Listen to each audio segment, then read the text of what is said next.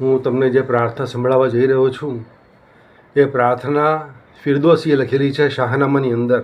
આપણો જૂનો ઇતિહાસ, આ દુનિયાનો સૌથી જૂનો અને લાંબો ઇતિહાસ લખનાર ફિરદોસી, એ આપણો ઇતિહાસ શાહનામું, એની અંદર ફિરદોસી આ પ્રાર્થના લખેલી છે.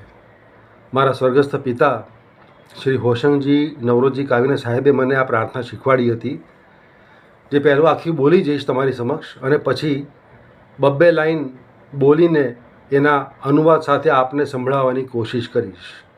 તો પ્રાર્થના આ પ્રમાણે છે.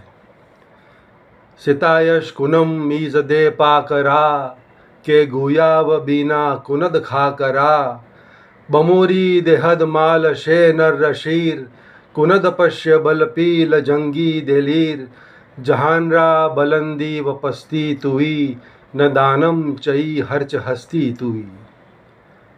પહેલી બે લાઈન સિતાયશ કુનમ ઈઝ દે પા કરા કે ગુયાવ બીના કુનદ ખા કરા, એટલે હું તે ખુદાવંદ તાલાની સિતાયશ કરું છું, પ્રાર્થના કરું છું કે જે ખુદાવંદ તાલાએ માટીમાંથી માણસને બનાવ્યો, એના શરીરમાં પ્રાણ પૂર્યો, આ જગતને ધડકન બક્ષી અને આ દુનિયાને ગતિમાન કરી.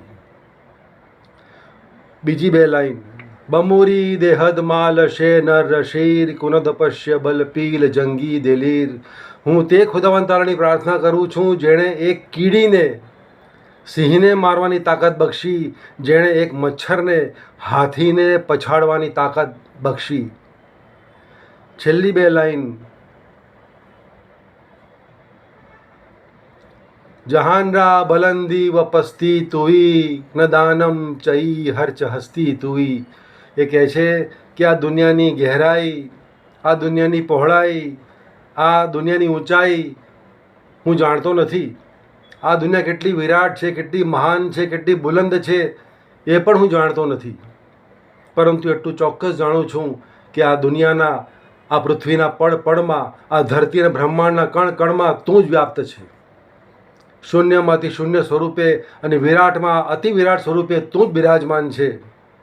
આ જગતનો કરતા હરતા સમાહર્તા તું જ છે. અત્ર તત્ર સર્વત્ર તું જ છે.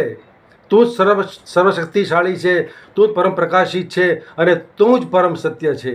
હે પાક દાદા રહુરા મઝદા, તું જ પરમ સત્ય છે.